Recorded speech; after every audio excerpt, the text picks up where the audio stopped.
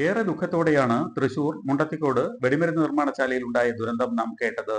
ഈ അപകടത്തിൽ 14 പേർ മരിക്കുകയും 13 പേർക്ക് പരിക്ക് പറ്റുകയും ചെയ്തു. ബാക്കിയുള്ളവർ ഭാഗ്യം കൊണ്ട് രക്ഷപ്പെടുകയാണ് ഉണ്ടായത്. ഇന്നലെ വൈകുന്നേരം 3:30 നടന്ന ഈ അപകടം തുടർ സ്ഫോടനങ്ങൾ കാരണം ഏതാണ്ട് 2.5 മണിക്കൂർ കഴിഞ്ഞാണ് രക്ഷാപ്രവർത്തകർക്ക് അതിനടുത്തേക്ക് എത്താൻ കഴിഞ്ഞത്.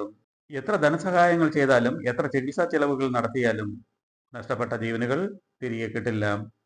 അപകടത്തിൽ മരിച്ചവർക്ക് 14 ലക്ഷം രൂപ നഷ്ടപരിഹാരം നൽകാനും പരിക്കേറ്റവർക്ക് 2 ലക്ഷം രൂപ നഷ്ടപരിഹാരം നൽകാനും സർക്കാർ തീരുമാനിച്ചിട്ടുണ്ട്. കേഡാവർ ഡോഗുകളെ ഉപയോഗിച്ചാണ് ഇപ്പോൾ അന്വേഷണം നടത്തുന്നത്. ശരീരഭാഗങ്ങൾ അവശേഷിച്ചിട്ടുണ്ടെങ്കിൽ അവ കണ്ടെത്താനാണ് ഇങ്ങനെ ചെയ്യുന്നത്. ശബ്ദങ്ങൾ കുറച്ചുകൊണ്ട് വർണ്ണങ്ങൾ കൂട്ടിയുള്ള ഒരു പടക്ക നിർമ്മാണമാണ് ഇത്തവണ അവലംബിച്ചത്. അതീവ ശ്രദ്ധയോടെ വർഷങ്ങൾ പരിചയമുള്ള ആളുകളെ കൊണ്ടാണ് ഇത്തവണ പടക്ക നിർമ്മാണം നടത്തിയത്. ഇങ്ങനെയിരിക്കെ എന്തുകൊണ്ടാണ് ഇത്തരത്തിലൊരു അപകടമുണ്ടായതെന്ന് ഇപ്പോൾ അന്വേഷണത്തിലാണ്. കൊടും ചൂടുകൊണ്ടുള്ള തീപ്പൊരിയാകാം ഇത്തരം ഒരു അപകടത്തിന് കാരണമായതെന്നാണ് പ്രാഥമികമായ നിഗമനം. അപകടത്തെക്കുറിച്ച് അന്വേഷിക്കാൻ സർക്കാർ ഇപ്പോൾ ജുഡീഷ്യൽ അന്വേഷണത്തിന് ഉത്തരവിട്ടിരിക്കുകയാണ്.